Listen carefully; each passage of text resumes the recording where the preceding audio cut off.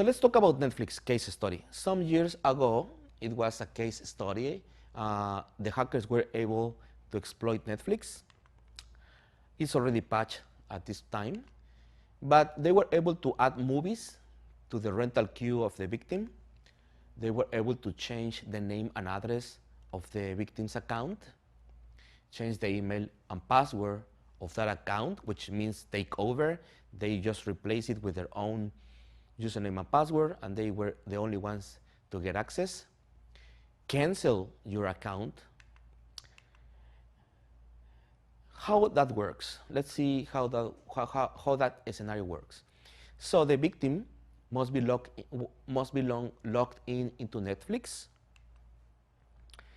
The attacker sent a specific request to the victim, knowing the specific operation in Netflix. Obviously, the attacker needs to force the victim to go to that specific link, either by hosting a malicious web page, sending a URL via email, or a cross-site scripting vulnerability, as I explained. And this is one of the scenarios. The attacker was able to add a DVD into the victim's queue. He was able to buy it.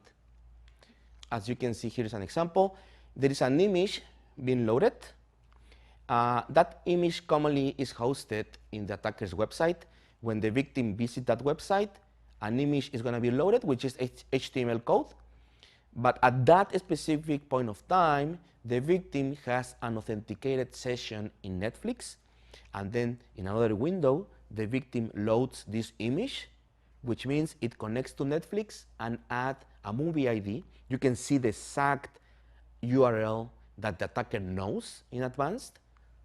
And the victim's browser is just going to perform the operation. And since the cookie is already authenticated, it's going to be able to perform this operation. As you can see, the attacker is able to understand the details about Netflix for an authenticated user. As you remember, it was one of the requirements. That easy, they can implement these attacks.